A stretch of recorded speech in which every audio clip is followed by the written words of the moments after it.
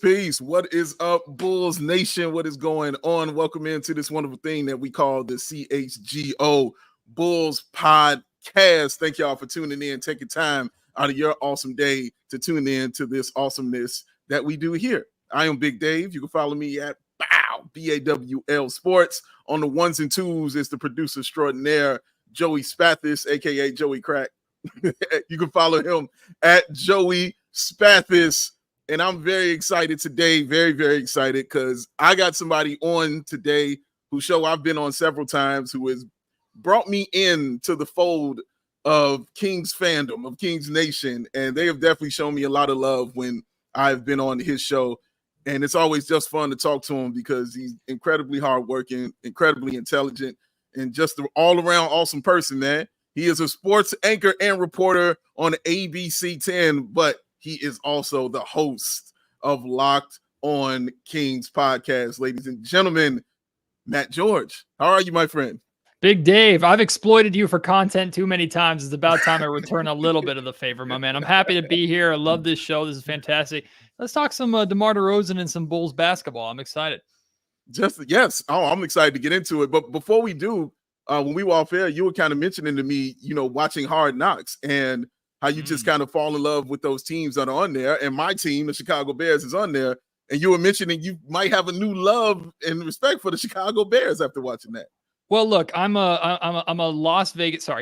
Oakland Raiders fan through and through. Las Vegas is just holding them for now. They're actually, Allegiant Stadium is gorgeous, and Vegas is a good home for them. But I'm a diehard Raider fan through and through. I always support the silver and black. But Hard Knocks gets me every year, man. I'm convinced Hard Knocks is made for people like myself, because I watch these documentaries and I'm a sucker for, like, however you sell a team to me in a positive manner, I'm going to buy it immediately.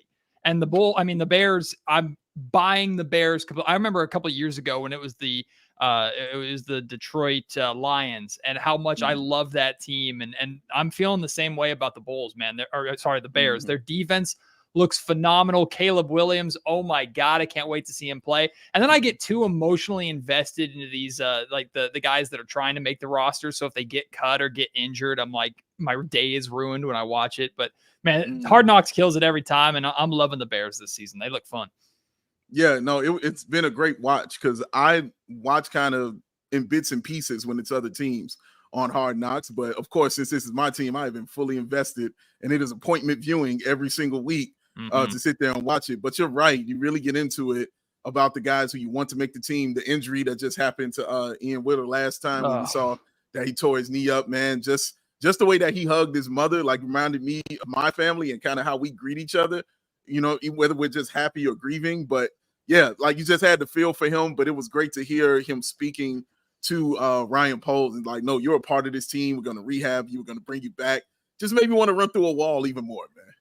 And I love that Hard Knocks is giving us, basically every single episode is giving us one of the rookie talent show performances that they have to do. Yeah. I lean more into that. We've had some great ones this year as well. Some jarring ones too. I was a little disappointed with Caleb. I'm not going to lie. Caleb got like 2 words out, and then he fell apart and they started booing him. But boy, when he shared his signing bonus, that was the highlight of the whole thing, when he shared what signing bonus he got. So I'm loving it, man. I'm excited about the Bears. Yeah, we know who dinner is on, for sure. We know who dinner is absolutely on, man, when he said that signing bonus. So shout out to him. Yeah, I'm excited for football. Very excited for the football season, man. But before we get there, let's get into some hoops, man. Let's talk some basketball for a second, sir. I honestly have never asked you this question, but I've always just kind of wanted to know the answer to this. What made you a fan of the Sacramento Kings? Was it just kind of growing up in the area? And I asked this question because we had Darnell Mayberry, writer for The Athletic, on our show a while back, and he was asking what keeps you loyal to your team and you're loyal to your fan base.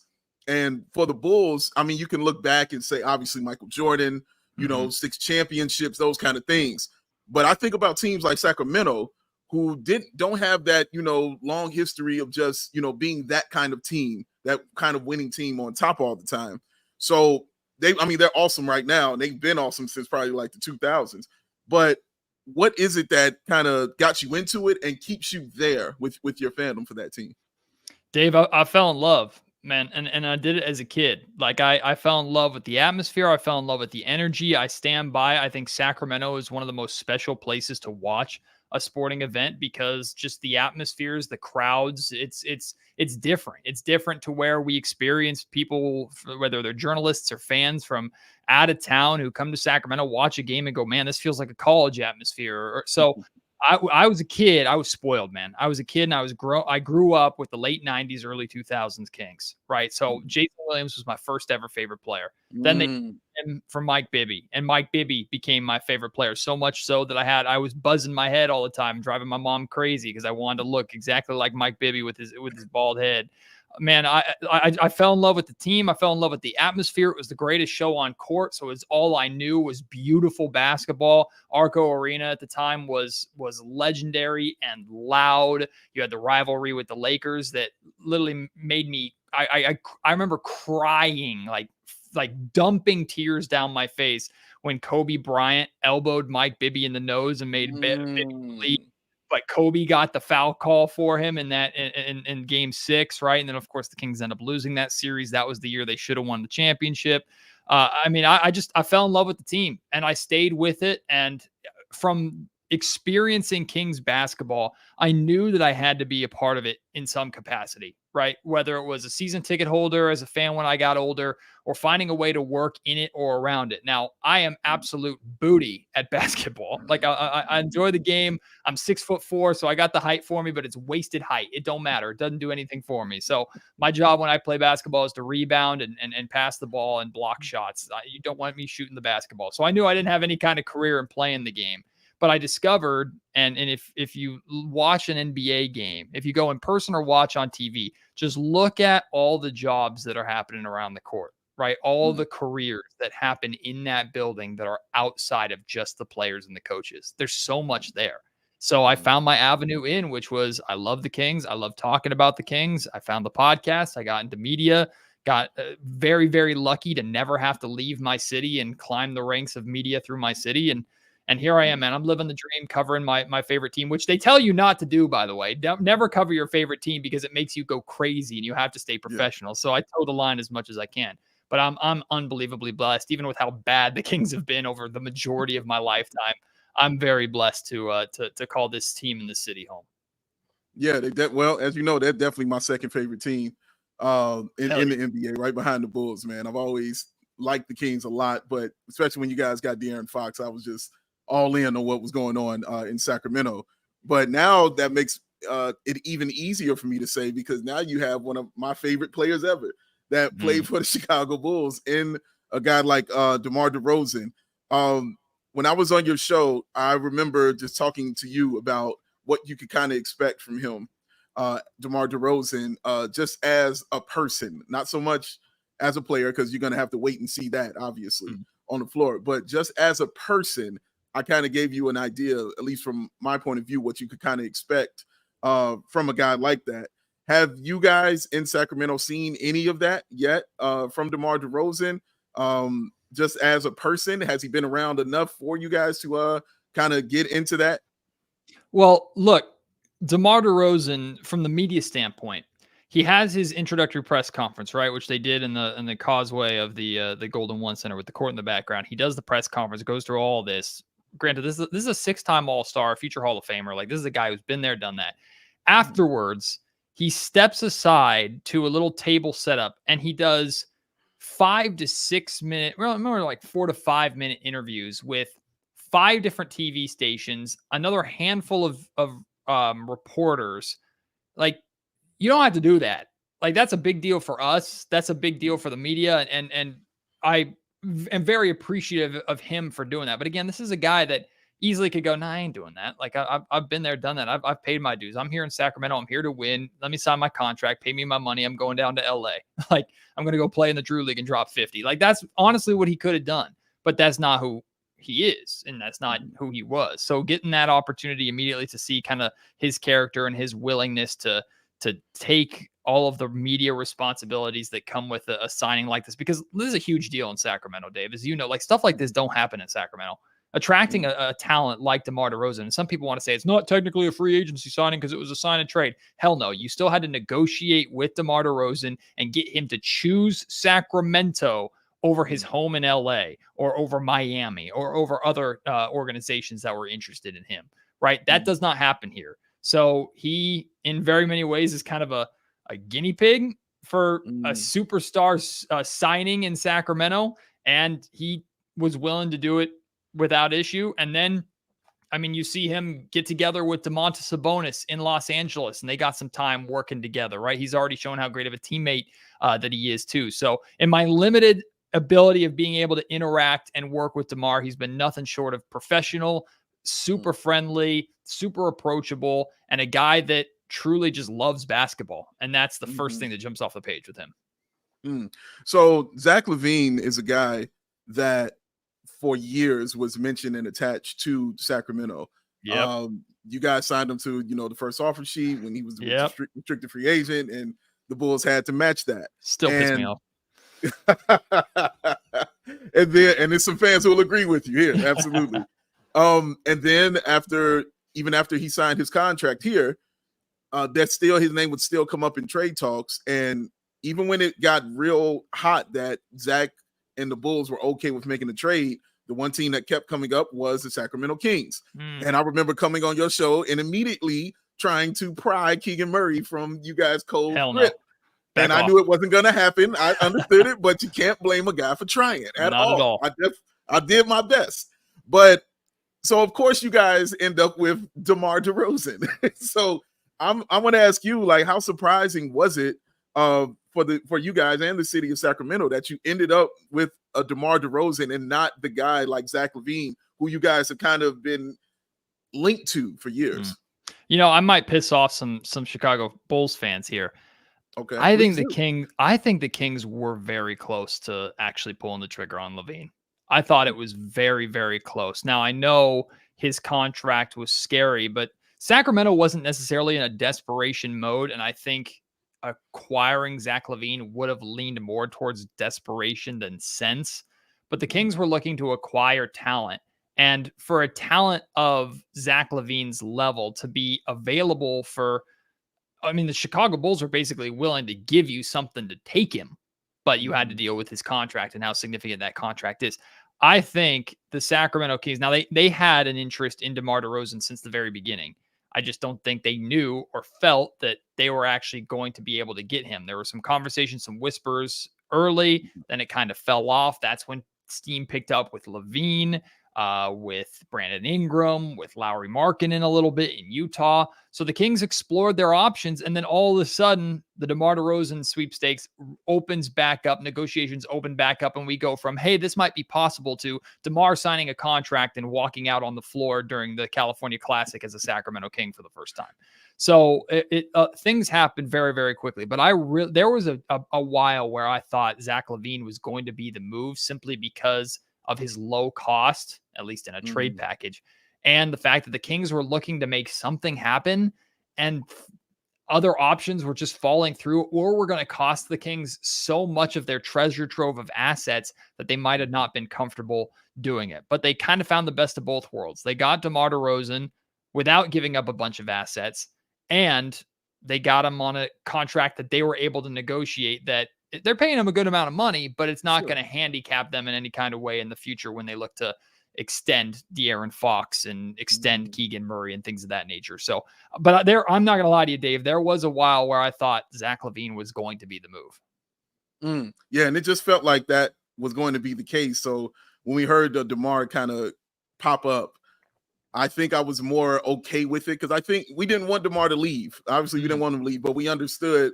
the team that we were and who we were trying to be. And I felt like, well, okay, if he's going to go anywhere, I want him to go as close to home as possible. And what better place to go than my second favorite team? So I get to talk to Matt George about this, like we're doing right now. We're going to take a little break right here, y'all. When we come back, Matt George actually got to sit down with the man, DeMar DeRozan, and have an interview. So I want to ask him about that. And, of course, we're going to ask him about his role on the Kings and where DeMar can fit in, and also what he feels about the beloved Chicago Bulls now that DeMar is not there anymore. We got that and a little bit more right after this.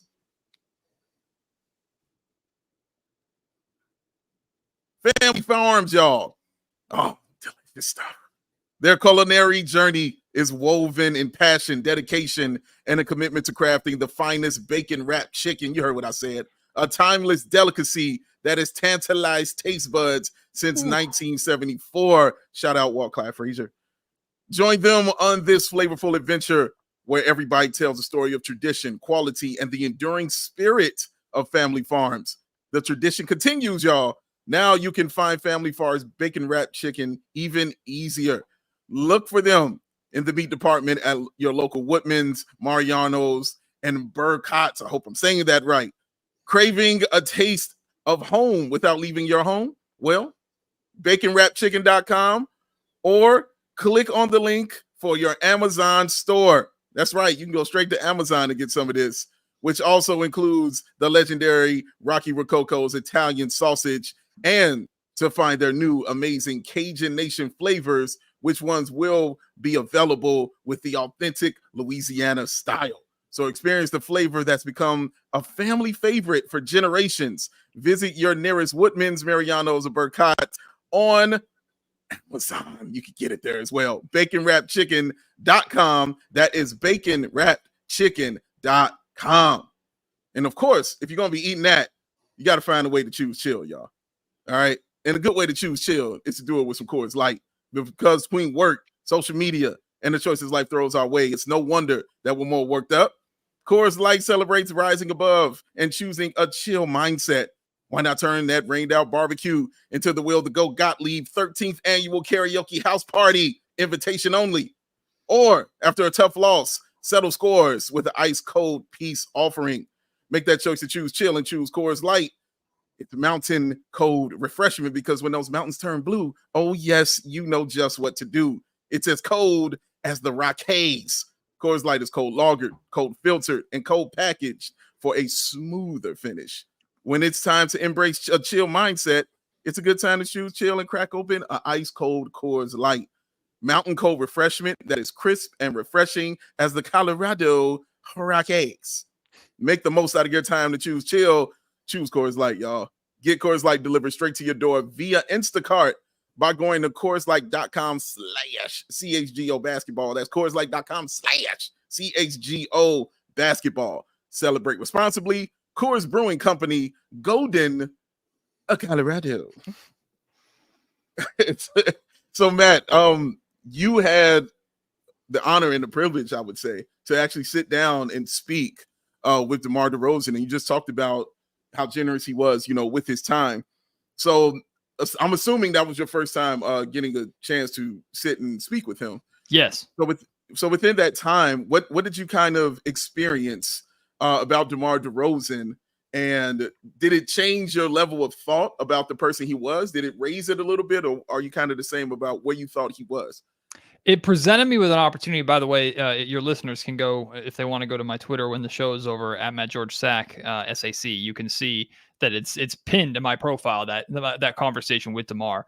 Yes, but I got the opportunity to ask DeMar a question that I felt he needed to answer to shut everybody the hell up. And what I meant by that was, like, look, any move the Sacramento Kings make, and I'm sure there's a feeling of this in Chicago as well with any move the Bulls make, but every move the Sacramento Kings make, someone's going to find criticism. Someone's going to find a reason for why this sucks. And the amount of people that are all of a sudden telling me the Kings should not have given away a pick swap in 2031 like we give a damn about 6 years from now, or that Harrison Barnes was one of the best defenders on the Kings and the Kings couldn't afford to give him up, as if he wasn't criticized for all the years he's been here in Sacramento.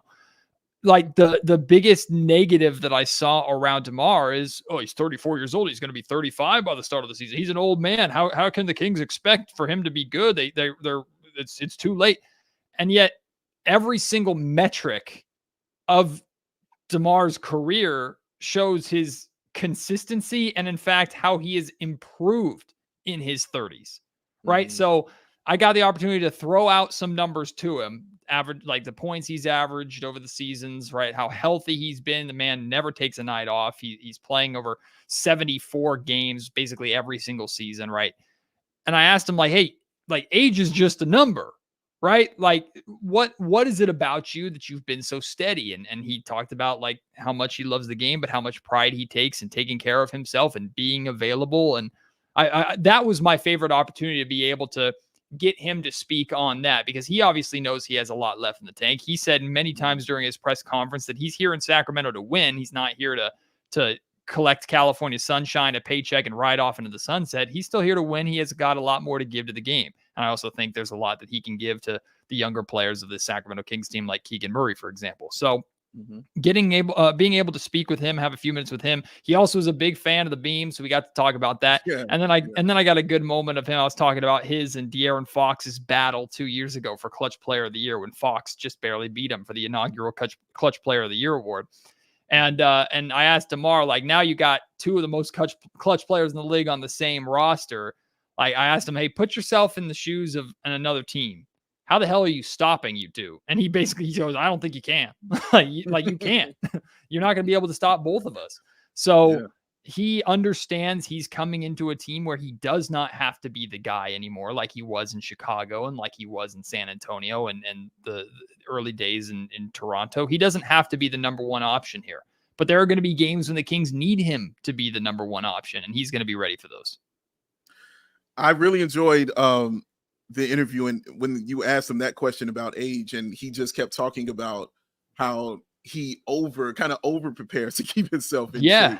Yeah. Because he wants to keep playing the game that he loves, and mentioned like, hey man, I play all offseason for free. So I just want to keep doing this kind of thing. Were you kind of taken aback by that a little bit, just hearing a guy speak like that with that kind of like true love for the game of basketball?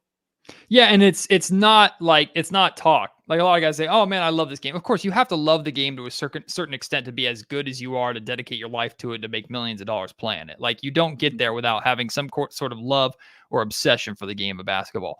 But for someone who, again, has done so much, accomplished so much, to express it the way that he does, and to show, like, he plays in the Drew League because he loves playing basketball, not because he's trying to go there, put up 50 points and get any kind of attention. Like, he plays in the Drew League because he wants to play basketball during the summer. He goes down and does a workout with Juju from USC because he wants to help teach the game and help inspire the next generation of the game, but also just wants to go and play basketball, right? Like, this is a guy that he wants the ball in his hands. He's a gym rat from everything I understand. He just wants to play, and he wants to play year round. He loves it. So that authenticity is really what jumps off the page too when you talk to him and get the opportunity to spend a few minutes with him, because he's here in Sacramento to win. Of course, he's collecting nice paychecks and stuff like that. He's still making a career out of this and taking care of his family and everything like that. But he loves the game, and he's going to continue to play the game as long and as much as he possibly can. And it speaks volumes more through his actions even than his words. Very true. Another thing you just quickly touched on was his effect on the young guys like Keegan Murray. And it was something that DeMar definitely in your interview kind of expounded on, and kind of felt it was a responsibility for him to pass down his knowledge to the younger players. We definitely saw it here for sure in Chicago, because Coby White, Dalen Terry, and Patrick Williams, I mean, he just took all three of those guys, and even a guy like Ayo Dosunmu, where he showed up to Ayo Dosunmu's jersey retirement in college during his first year here. Like, who does that? With DeMar DeRozan, he does that. So is there another young player on the Kings roster who you feel like DeMar DeRozan can help impact and kind of help, grow their game as it goes on throughout the years? Well, I think DeMar is going to teach everybody a little bit of something, like, and that's the thing, Dave, that I would love to get into more with you if you want to, but Sure. like I had a conversation with an assistant coach, an NBA assistant coach who's worked with DeMar DeRozan before. And one of the things he told me was he thinks that DeMar doesn't just fix Sacramento's offensive drop-off issues from last season.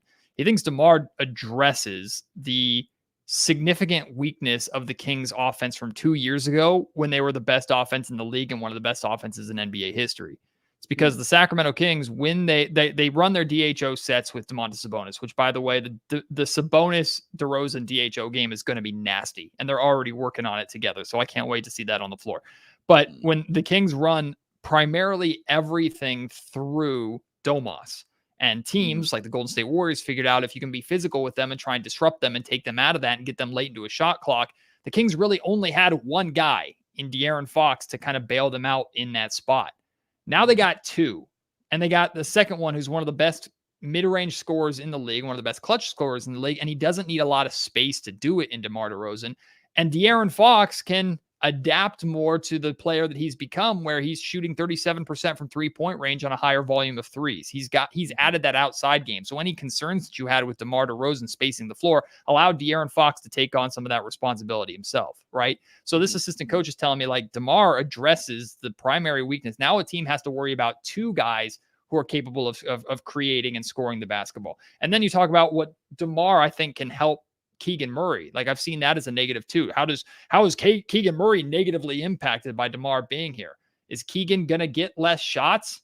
Maybe, but Keegan can refocus on being that perimeter flamethrower that he was as a rookie. And we know that can already be impactful while also becoming and developing into really what he's shown to be is the best wing defender on the Sacramento Kings and potentially a extremely valuable 3-and-D wing that everybody in the league is trying to trade for anytime they call the Sacramento Kings, including you, Big Dave. So I think DeMar is going to help Keegan Murray tremendously. DeMar is going to help the Kings tremendously. And then you talk about some of the young players like Devin Carter, Keon Ellis, like everybody's going to learn a thing or two about DeMar and not just how he can score the basketball from the mid-range, but how to be successful over a full 82 game season and be consistent over a full 82 game season. Because the consistency with the Kings, there's highs and there's lows and there's ups and there's downs. And those downs are what kept them out of the playoffs last year. Those inexcusable losses to bad teams or just nights where they couldn't hit water if they fell out of a boat. I think DeMar brings consistency and more of a calm to that. And that's what these guys are going to learn from. Yeah, I agree. I compared it to when the Bulls were trying to trade or trying to get Carmelo Anthony on the Bulls team when they had Derrick Rose right there, when they had Joakim Noah and all those guys. The reason they couldn't get past the Heat is because they didn't have that other scorer. It wasn't because they weren't a great team, but they didn't have that other scorer. Once you put LeBron on Derrick Rose, I need somebody to go get a bucket. And if it's any other go get a bucket guy in the NBA, it's DeMar DeRozan. So when you put your best player on a De'Aaron Fox or Malik Monk just is off, as you stated, or even Keegan Murray just doesn't have it that night, or Sabonis is in foul trouble, you can always just give the ball, to a DeMar DeRozan, and he could just be that kind of safety valve. So I look at it that he could impact your team in such an amazing way because he doesn't have to have all the minutes. And even if he does have all of that, it's not going to be asked of him to do every single thing like he was asked here. So here's the other question I asked, and I was talking to Will about this. What option do you think DeMar DeRozan will be? Because I think you can make the option coming in. He could be the fourth option on his team. Like you can make that argument. So you looking at it from where you see it, what option do you think DeMar DeRozan would be on this squad? Well, it's definitely not number one. I think De'Aaron Fox is continuing to be number one. I think he is immediately probably a second option. And the reason I say that is because even if Domantas Sabonis is a quote unquote better and certainly more important player to the Sacramento Kings than I feel DeMar DeRozan is going to be simply because of everything that Domantas Sabonis does, Sabonis's first instinct is to get everybody else involved, almost to a point of frustration, Dave, where it's like, so Sabonis, shoot the damn ball, shoot, like you're open, shoot it. You shoot a decent percentage from the mid range. You shoot a decent percentage from the 3-point, shoot the ball, like go out and get yours, big man. And this is still a 20-point per game score, but he lacks that. I'm going to go out and get 30 multiple games in a row type energy that somebody who's being paid $40+ million a year maybe should have. I know that's a criticism of Sabonis's game, but Sabonis is going to come in, and I guarantee you, Dave, the first thing Sabonis is going to do, in fact, they're already working on it together. They did it in LA. There's video of the two of them working on the DHO game. Sabonis, the first thing Sabonis is going to do is figure out, how do I get the ball to DeMar DeRozan where he wants it?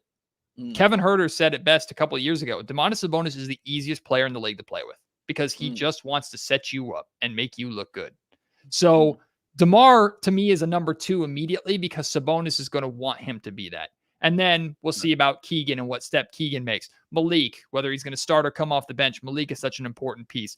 But the Kings are a team that they'll feed you, right? If DeMar comes out of the gate and hits 6 shots right away, if it's DeMar's night, Fox will get him the ball. If down the stretch, right, the Kings are in a close game and normally that's Fox time. But if DeMar is cooking, Fox will get out of the way, or Fox will find a way to still keep defenses honest to where DeMar has the little space that he needs to be effective. So there's not going to be any kind of clashing of heads of, is this DeMar's team? Is this De'Aaron's team? There's not going to be anything like that. There will be nights, like you said, where he is a 4th option. Fox is cooking, Domas is banging down low, and you have Keegan Murray maybe killing it from the perimeter, or Malik Monk is cooking. Then DeMar might take a back seat and only have 15 points that night. But hopefully the Kings are winning with 15 points. So I'm excited to see what that offense looks like and how multiple guys can click at the same time. No, you're absolutely right. And I think that has to be said that you guys, I mean, your offense, outstanding. And to be that kind of outstanding offense, you have to be unselfish. Like it's never just going to be one guy doing that. You can't put up 170+ points in a game with just one person dominating the basketball. You have to share the ball to get there. So, yeah, I think it works out really well. And DeMar can also, that half-court game that I felt you guys were lacking as well, he kind of gives you all that, big time, when you get to the playoffs. So we can kind of touch on that a little bit here, because I thought that was another factor you guys are missing to go further in the postseason. Because as you know, in the playoffs, everything kind of slows down. Yes. And so you just need a guy who can get that ball and, just kind of calm everything down. Yes. Here goes a bucket, or here goes a free throw, because DeMar is going to get to the line.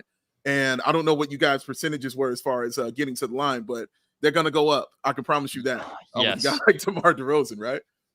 Yeah, that's a huge thing too, is the Sacramento Kings, not only did they struggle at times to get to the line, they were god awful at the line. Like one of the worst free throw shooting teams in the league. And it was at the top. Fox struggled in the low 70s. Domantas Sabonis struggled. The Kings, I can't tell you how many groans in the Golden One Center there were last season where the Kings would get to the line in a close game and miss 2 free throws. And we're just like, all right, someone throw a beer or something. I'm pissed. Like, let's just get this out of the way.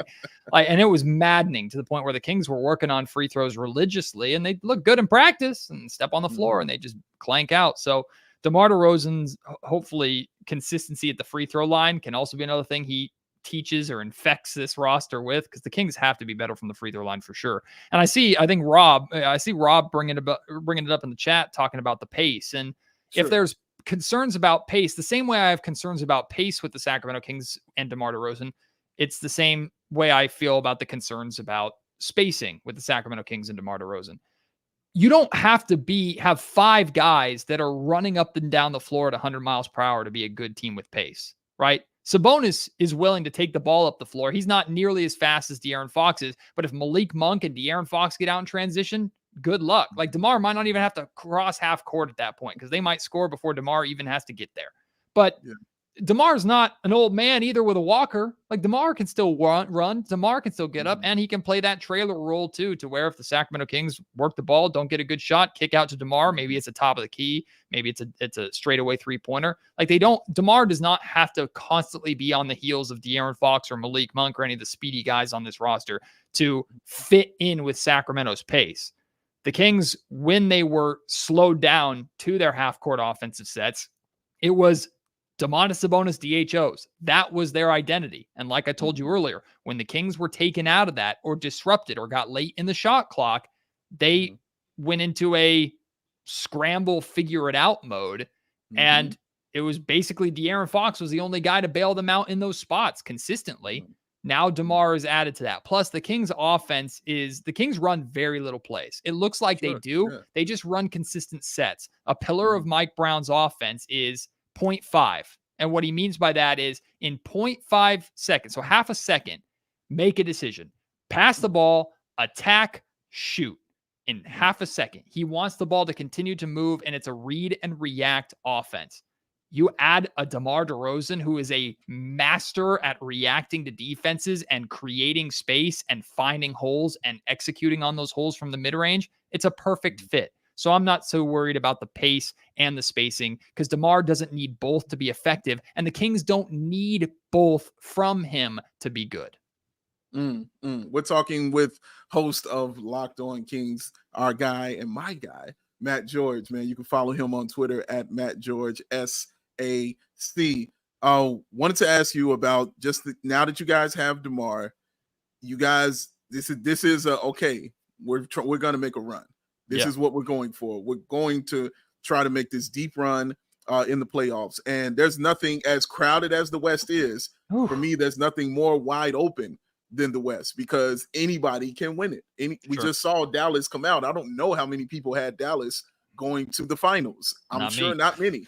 Yeah, right. I'm sure not many at all, man. So getting there is of vital importance, and you guys definitely have kind of the team to get there. So what is the expectations that you guys have, as media, as fans? What is the expectations you guys have for this Sacramento Kings team this year?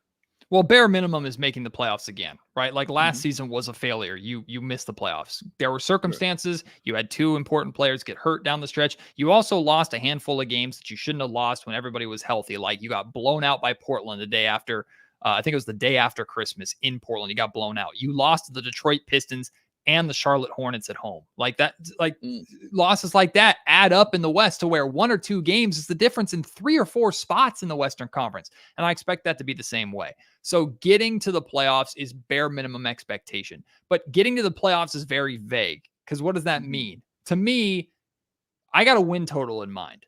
It's 50 wins. 50 wins. That is the goal for the Sacramento Kings. That should be the goal because if you're a 50-win team, even in a talented and crowded Western Conference, if you're a 50-win team, you're a playoff team, and you're probably avoiding the play-in tournament. Look, if you're a 50-win team and you end up as a 7th or 8th seed, then you just got to look to the basketball gods and look to NBA history and go, this is the greatest conference of all time, and it sucks, but here we are. Like, if there are 7 or 8 50-win teams in the Western Conference, God bless it. You didn't do anything wrong. The West is just insanity. I don't think that's going to be the case. Win 50 games by whatever means necessary. Home, away, against Western Conference teams. Just get to 50 wins. Get there. Get back to the playoffs. Then we can start to talk about actually winning a playoff series and starting to make a run after that and leaning on not just the experience of DeMar DeRozan, but also the experience that Fox and Sabonis and the rest of the Kings got from their 7-game series against the Golden State Warriors 2 years ago. Right. So it's getting to the playoffs for sure. But 50 wins is that number for me, Dave. Okay. So let's just say, and I don't think this is the case, but let's just say you guys, come up a little short.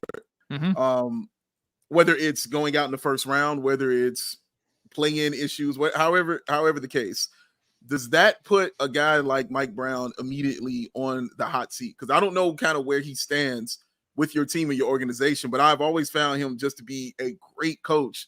And it feels like he's doing everything that he needs to do to continue to be that kind of great coach in Sacramento, but it's a results-based business. So if that does not happen, do you find that seat start to get hot for a guy like Mike Brown? I'd like to say no because the Kings just extended him. And look, Mike Brown is the best Sacramento Kings head coach since Rick Adelman in the glory days, and the Kings have had a lot of coaches in between that time. The inconsistencies and just the coaching carousel in Sacramento, to have a guy that's been there on the Kings bench for now 3 seasons, or this will be his 3rd season. And like that sounds not that big of a deal. In Sacramento, that is a big deal, right? Yeah. So for a coach to get a second, he's the first coach in Sacramento to get a second contract in almost 20 years. Like, it's absurd how long It's taken. I know. Yeah, that's how bad it's been. So I'd like to believe that there's not a scenario where Mike is on the hot seat. Now, one of the things with Mike that I'm curious about is Mike is straight up said, like, you cannot be, and he didn't use Mike D'Antoni by name, but this is the example we always use. You can't be a Mike D'Antoni type team where your goal is just to score 130 points a night and hope to win a title. Like, it's not going to work. You're going to get to the playoffs and things are just going to get more difficult. And as we saw against the Warriors, the Kings weren't scoring as much that time. Defensively, they were a lot better. Mike has a offensive focused roster. He does. Like, this roster is loaded with offensive talent. The Kings made an emphasis last season to improve defensively, and they did. But the offensive drop-off was too steep to where it ultimately didn't matter because the Kings took a step back and missed the playoffs and lost or won 2 fewer games. So I'm of the belief that all signs point to the Kings are trying to refocus themselves on the offensive end. But the defense, they can't just abandon the defense and let the defense be crap, right? They have to continue to build off of, or at least have consistency of middle of the pack defense like they had last year. So to answer your question, I don't think there's any concern of Mike losing his job. I think the attention turns to Monty McNair, Kings general manager, in the front office because he's had opportunities to make moves and make upgrades and things haven't happened. He pulled off the DeMar DeRozan signing, and that's great. But I think what the Kings need to answer, the question that the Kings need to be able to have a definitive answer, and by the Kings, I mean their front office, by the end of this season or even by the trade deadline is, do I feel confident going all in with this group? Like, that's the question that they have to answer. If so, you have still a treasure trove of assets. You have all of your draft picks, right? A couple of them are a little bit tangled up. They have an Atlanta Hawks protected pick, or their pick is going to the Atlanta Hawks as part of the Kevin Huerter deal. And they have the pick swap in 2031 with the Spurs. Other than that, they have their picks. They have tradable assets. They have the ability to go all in this season or next summer if they want to. But will this team be good enough for them to be able to make that decision with confidence? I think that's going to be what we're looking at if the King, depending upon what happens in the playoffs for Sacramento. Final questions about the Kings before I get into some Bulls stuff with you. I'd be remiss if I didn't just, ask you one more time. Is it okay if we trade for Keegan Murray? We still got Zach LaVine here. I'll give you Vooch with it. I'm leaving the show. No, go away. Back off of my boy Keegan Murray. But here's the thing, Dave. What you're doing is, because you're doing something right, because what you're doing is what every other team in the league is doing, right? And that's where the Kings were having such a hard time with upgrades this summer, because every conversation, oh, you want Brandon Ingram? It starts with Keegan Murray. You want Lauri Markkanen? It starts with Keegan Murray. Oh, you want this player? It starts with Keegan Murray. Like, that's who. The fact that so many teams want Keegan Murray suggests, hey, maybe you've got something really, really good here. And the Kings have already traded a really talented young player to improve this roster. They traded Tyrese Halliburton for Domantas Sabonis, which for some reason the Kings and Sabonis still get dragged for that move as if it was Domas's fault. There's so many people that are just so uneducated with how good of a player in person Domantas Sabonis is. And I love that man shuts them up every time he puts up numbers. And I can't wait for him to do it in the playoffs too, so they no longer have a leg to stand on. That being said, the Kings view Keegan as a future all-star. Is he going to reach that potential? We don't know. But the fact that Keegan is turning into a coveted position, which is a 3-and-D wing, like 3-and-D wings are coveted in the NBA. Yes. And that is historically a position that Sacramento has starved for, right? Like, the Kings still have a weakness at that position. So they're not trading Keegan Murray away for someone in that position, unless that someone is of the absolute superstar variety, which Brandon Ingram wasn't enough of. Lauri Markkanen wasn't the same position, right? So Keegan's not going anywhere. I'm not saying he's completely untouchable and untradeable, because the Kings will do whatever is necessary to make the move that they feel puts them into championship contention. But the best version of the Sacramento Kings right now, realistically, features Keegan Murray on their roster. So no, Dave, back off. I mean, I gotta ask. You gotta ask. You do your job. I wish I could say this would be the last time you hear this question, but no. It probably won't be. Won't be. Well, let's talk about my beloved. Let's talk about the Chicago Bulls here. The ones who made the trade for DeMar DeRozan, getting back Chris Durante, a couple of picks that you, as you said, you're not tripping on because it's 2031 before they kind of come over. But Bulls, we know the decision and that they want to go in, which is to be younger, but they can't make that full move because they can't, get rid of a guy like Zach LaVine. Nikola Vucevic is still here as well. We got to see what Lonzo Ball is, and maybe his trade value improves and changes.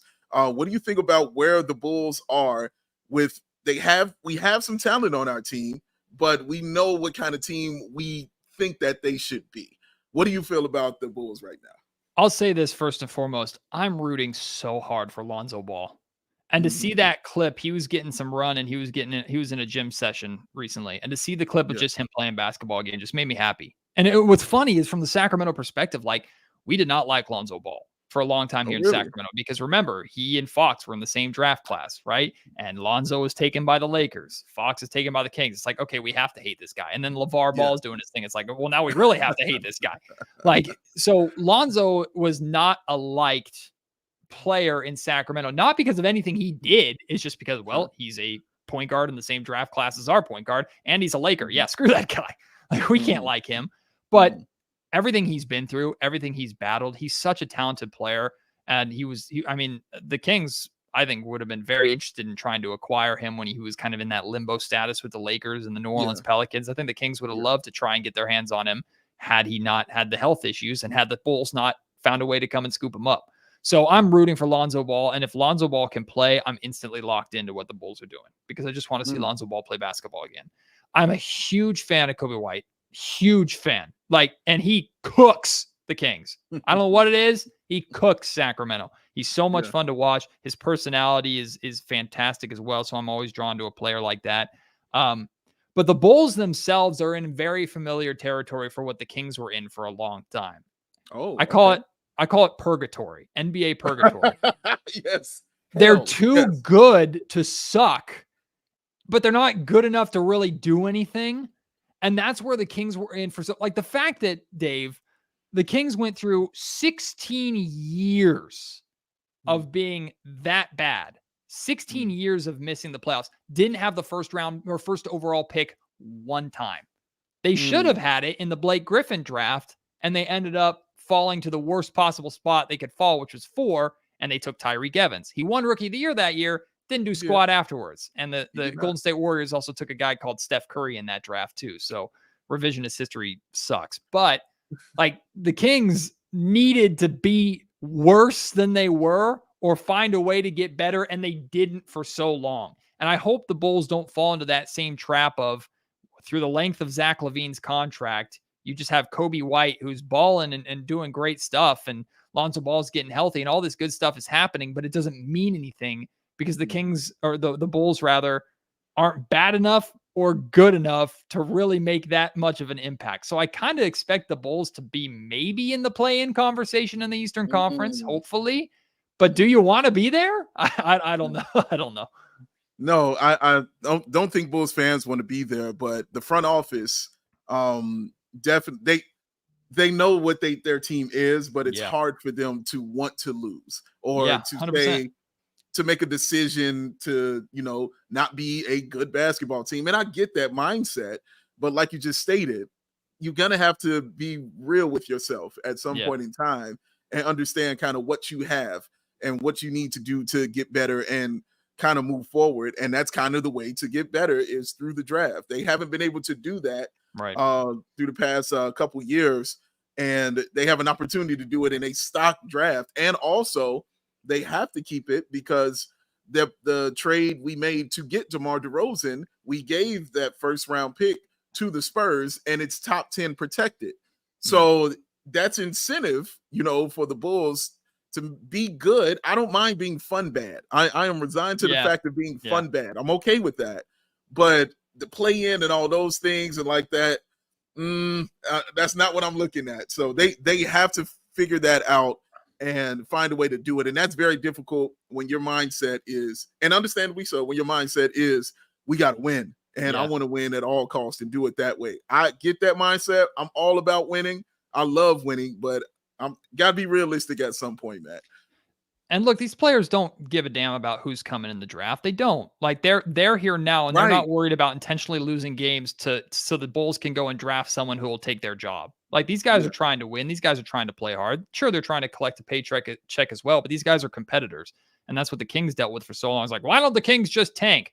Well, because there's guys here that don't want to lose, and they're going to play as. So I think the Bulls could also play maybe a fun disruptor role a little bit. Like the Bulls have an opportunity to, I think, piss some teams off in the sense that like, oh, you need a win tonight against us to make some room up in the standings. Haha, no. Or, oh, we can kind of spoil a really good team's night to where maybe they knock the Philadelphia 76ers down a peg, and that allows Boston to pull away, or that allows the Cavs to catch up a little bit. Like the Bulls can play spoiler a little bit this season as well. Hopefully it's not against the Sacramento Kings, please God, stop it. But against other teams, like I think the Bulls are going to be fun. Like they have too much talent on this roster to not be fun.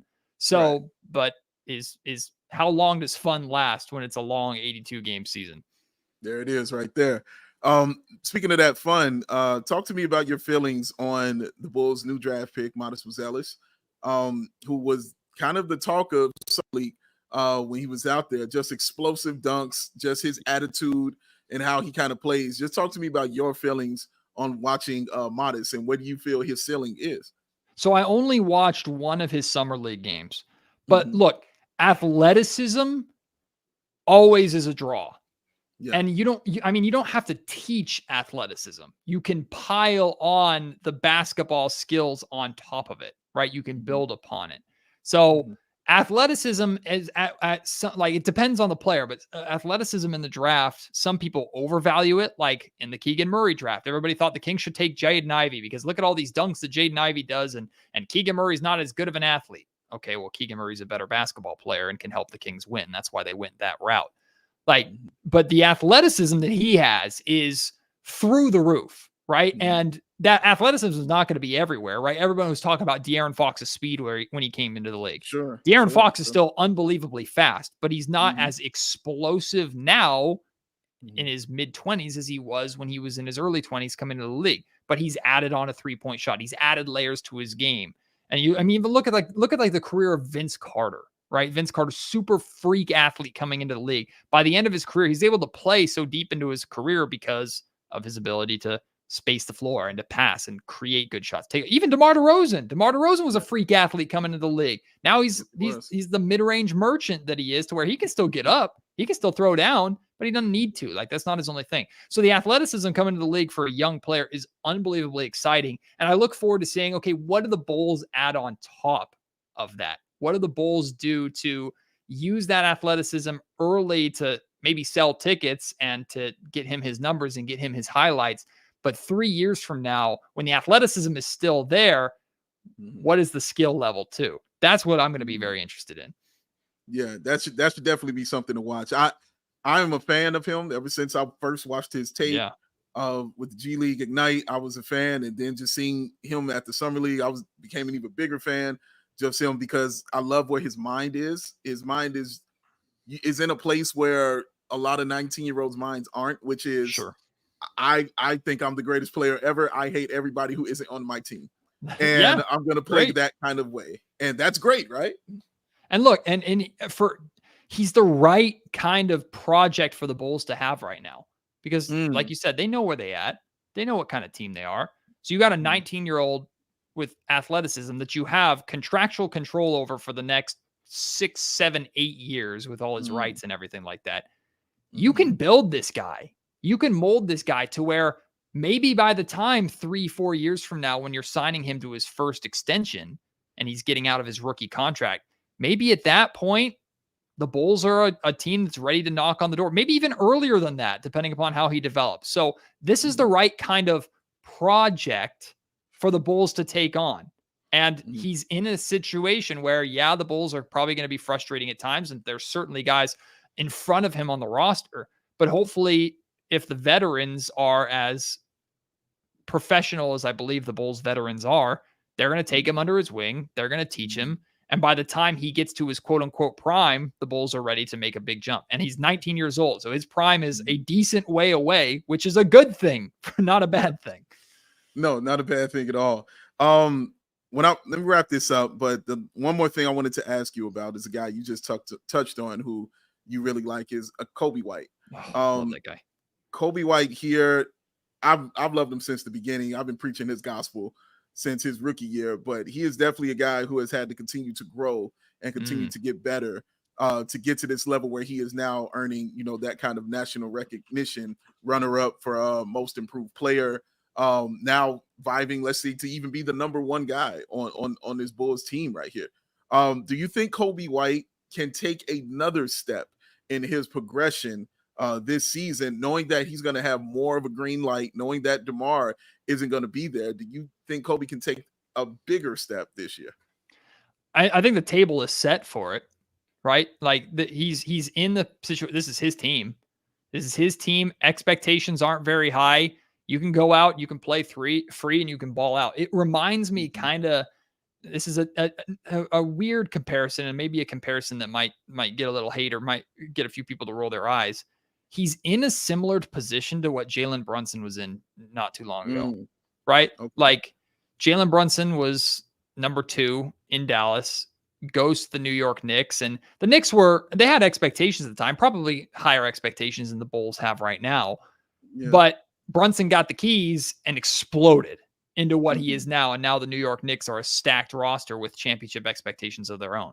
So do I think Coby White is going to be Jalen Brunson? I don't know. Probably not, because Jalen is just that good. But Coby has the keys and the table set for him in Chicago and the skill set to be able to be a dude. And he's already shown elements of being a dude. Like if you were just to take his numbers and block out his name, block out his face, and just post his numbers on the screen, like 19 points per game, 4 rebounds, 5 assists, 44% for the field, 37% from 3-point range, and 83% free throw shooter. If you were just to post that, people would go, which all-star is this guy? Like who really? Like those are super efficient, solid numbers. And there's no reason to believe. What reason do we have to believe that that's his cap? He hasn't shown any reason for why he's at his ceiling. He hasn't. He's not old. He's not injury prone. He's just a damn good basketball player that we should just expect to get better. He's in his prime, or he's entering his prime. I expect those numbers to be better. Yeah, I do too. I think the sky's the limit. I think nobody should be putting ceilings or anything on his career about how high he can go, because he continues to show he just keeps shattering and breaking through that. And yeah, I expect that to continue, man. Matt, one more question. Are you going to watch Starting Five on Netflix when it comes out? The new show, with LeBron, Domantas Sabonis, Anthony Edwards, Jimmy Butler, and Jason Tatum. I am a conceited POS, so I'm going to watch just to see if I made an episode somewhere. Yeah. Hey, I asked Omos that question. Where's my residual check? No, let's go. I'm looking forward to it because I love these sports documentary series. Like, again, I'm going to fall in love with these players even more than I already am. But I'm really excited because, look, I've seen the comments, right? Like, why is Sabonis in this group? Like, look at these 4 superstars, and what is Domantas Sabonis doing there? One of these things doesn't belong. Like, people are going to feel that way about Domas. I just hope that this series does its job in portraying Sabonis true to who he actually is. And if that's the case, then people are going to like this guy. People are going to appreciate this guy. People are going to appreciate who he is on and off the floor, because I do not get why Domantas Sabonis gets the negative rap that he gets. I do not get it. It does not make sense. If you have concerns about whether or not you can win a championship with the guy, that's fine. You can say the same for 95% of the league until they actually do it, right? But the numbers that Sabonis puts up are not inflated. They're legit. He's not a negative by any means. The Kings do not regret trading Tyrese Halliburton for him. They absolutely do not. And he is not this dirty basketball player that people make him out. He's throwing elbows. No, he's physical. All y'all that are talking about the NBA needs to get back to the way it was 10 years ago. And then this guy comes in and plays physical, not dirty, but physical. And it's, this guy, like, no, like pick one, right? It was Draymond Green that was stomping on Domantas Sabonis' chest, not the other way around. Domas is not a dirty basketball player. He's a great basketball player. His numbers are amazing. He's a phenomenal teammate, an even better human being. And I hope the show portrays that. And I think it's going to show that. And hopefully you do get on camera, sir. More camera time for my man MG. If they're smart, if they're smart, they won't. Right, that might Yeah. tank ratings, so they might cut me out of the show if they honestly want to. But hey, if I'm in the background, I'll call my mom and say, "Look, Ma, I made it." My man. That's my man, Matt George, man. Like I said, the host of Locked on Kings, also sports anchor and reporter on ABC 10. Follow him on Twitter at Matt George SAC. Matt, thank you for coming on CHGO Bulls, sir. We appreciate you. Dave, I love talking to you, man. This was so much fun. Looking forward to doing it again. Bulls fans, you're always welcome in Sacramento. If you need a Western Conference team, come on over. There's plenty of room. You don't have to root for us on the nights when they play your Bulls. That's fine, but you're welcome. Get yourself a DeMar DeRozan Kings jersey and let's have some fun. Let's have some fun, man. You can follow me at Ball Sports, BAWL Sports. Shout out to my man, Joey Spathis on the ones and twos. Follow him at Joey Spathis. Thanks to everybody in the chat, commenting, sending that love in. Make sure you become a die-hard member of what we're doing here at CHGO, y'all. You get deals and discounts and T-shirts and anything that you need. We got you covered with every team here in Chicago that we cover. On behalf of my man, Matt George, thank y'all for tuning in, y'all. I'm Big Dave. We out. Peace. Enjoy your weekend.